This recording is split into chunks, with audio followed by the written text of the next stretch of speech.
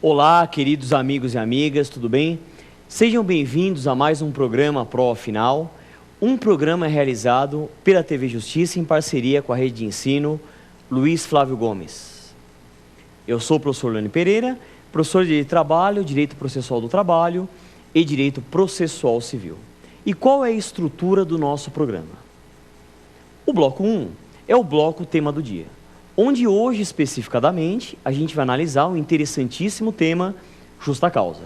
Acredito que você, enquanto empregado, ou até mesmo tendo um empregado, já teve dúvida se um determinado comportamento pode ser enquadrado ou não como justa causa. O bloco 2 é o bloco Pergunte ao Professor, onde carinhosamente eu vou ter um imenso prazer em responder as dúvidas enviadas por vocês, telespectadores. E por fim, o terceiro e último bloco é o bloco X da questão. E como é o bloco X da questão? Analisaremos como que o tema do dia, em especial hoje, justa causa, como esse tema cai nas provas do exame de ordem. Segura um pouquinho, que daqui a pouco a gente vai analisar as questões relevantes sobre justa causa, como, por exemplo, chegar atrasado e outras faltas. Até daqui a pouquinho.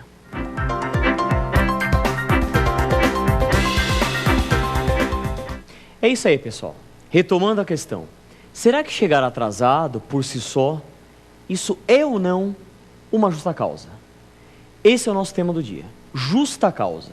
Tudo que envolve a justa causa, requisitos, exemplos, vamos analisar esse importantíssimo tema de direito do trabalho. Bom, vamos começar com uma introdução. Em primeiro lugar, a CLT, a Consolidação das Leis do Trabalho, traz a expressão rescisão do contrato. Rescisão do contrato de uma forma genérica, sem trazer as espécies. Mas, basicamente, temos três grandes formas de extinção do contrato de trabalho. A primeira forma é o que a gente chama de resilição do contrato de trabalho. E o que significa a resilição do contrato de trabalho? É a extinção do contrato de trabalho sem a prática de uma falta grave, sem a prática de uma justa causa. E temos três espécies de resilição do contrato: a despedida sem justa causa, o pedido de demissão e o distrato, quando ambas as partes queiram por fim motivadamente aquele contrato. Segunda forma é, aí sim, interessa bastante para a gente hoje, a resolução do contrato de trabalho. E o que significa a resolução do contrato de trabalho? É a extinção do contrato de trabalho com a prática de uma falta grave, com a prática de uma justa causa. E quais seriam as espécies de resolução do contrato de trabalho?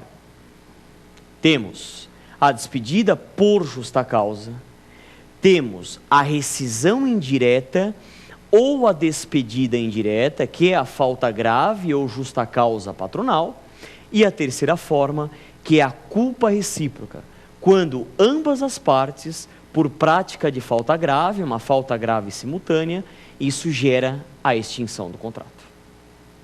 E como terceira espécie, temos a rescisão propriamente dita, que é uma expressão que a gente encontra no diploma consolidado. E a rescisão é quando ocorre, por exemplo, uma nulidade. Um grande exemplo que a gente pode mencionar é a contratação pela administração pública sem concurso público. Isto ofende a regra do concurso público, prevista lá no artigo 37, inciso 2 e parágrafo 2º da Constituição. E o que a administração pública, nesse caso, tem que pagar ao empregado ou ao trabalhador? A contraprestação salarial e os depósitos do FGTS. É o que estabelece a súmula 363 do TST. Ok? Mas voltando ao nosso tema do dia, agora que nós temos enquadramento, a justa causa, ela está dentro do subtema resolução do contrato de trabalho, quando há a prática da falta grave da justa causa. Bom, a primeira coisa que é importante nós analisarmos sobre justa causa é quais são os requisitos que ensejam, por exemplo, o empregador despedir o empregado por justa causa. Vamos analisá-los? Pensamento positivo, ânimo firme? Vamos lá. Primeiro requisito. O primeiro requisito é a gravidade da falta. Ou seja, como o próprio nome fala, a justa causa, e hoje prevalece o entendimento que a justa causa é sinônimo de falta grave, embora haja discussão, mas a falta ela deve ser grave. Só que na análise da gravidade da falta, o que é importante a gente mencionar? O juiz ele tem que analisar uma série de situações, uma série de requisitos. Por exemplo, o juiz ele vai analisar o grau de instrução do empregado e do empregador, o local da prestação de serviços, qual é a função a ser exercida. Deixa eu explicar melhor. Em alguns locais de trabalho, parem para pensar um pouco, um eventual xingamento que num meio mais formal, um meio em que o ambiente de trabalho exige um grau de instrução maior, eventualmente isso por si só pode caracterizar uma justa causa. Agora, numa construção civil, no meio rural, conseguem visualizar que o magistrado trabalhista, ele vai relativizar isso? Então, na prática de falta grave, e a falta ela tem que ser grave, que é o primeiro requisito, o juiz ele vai analisar uma série de questões. Usos e costumes, meios, local de trabalho, grau de instrução do empregado e do empregador, a condição econômica do empregado e do empregador, mas a falta deve ser grave, é o requisito da gravidade da falta, ok? Segundo requisito. O segundo requisito é a proporcionalidade da pena. E agora a gente pode entrar naquela questão, aquela pergunta que eu deixei no ar.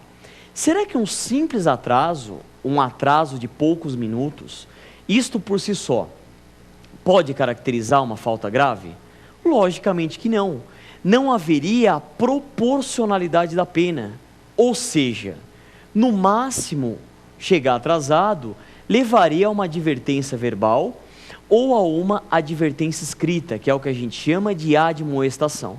Ou eventualmente, assim, exagerando uma suspensão, mas jamais um simples atraso, isso pode gerar uma falta grave, uma justa causa por si só, ok? Então esse segundo requisito é o requisito da proporcionalidade da pena, que é o que a doutrina chama de princípio da dosimetria da pena. E nesse tema, dentro do poder empregatício patronal, temos o poder diretivo, disciplinar, fiscalizatório e regulamentar. Dentro do poder disciplinar, quais são as penalidades que o empregador ele pode aplicar ao empregado? Vamos a ela. Primeira é a advertência. Advertência verbal escrita, que é o que a gente chama de admoestação. Segunda é a suspensão disciplinar, que segundo o artigo 474 da CLT, não poderá exceder 30 dias consecutivos. E por fim, a terceira penalidade, que é a mais grave, é a despedida por justa causa. Portanto, e como fala o professor Maurício Godinho Delgado, o ideal é o empregador ter o caráter punitivo pedagógico na aplicação das faltas, das penalidades em relação às faltas. Ou seja, o ideal é primeiro aplicar a advertência, depois aplicar a suspensão e, por fim, despedir por justa causa. Dá uma chance para que o empregado faça o seu enquadramento e a sua adequação e ajustamento de conduta perante as normas daquela empresa. Então, repetindo, quais são as 3 penalidades que o empregador pode aplicar ao empregado dentro do seu poder disciplinar? Advertência, suspensão e, por fim, a despedida por justa causa. Tudo bem? Então vamos lá, analisamos a gravidade da falta e a proporcionalidade da pena.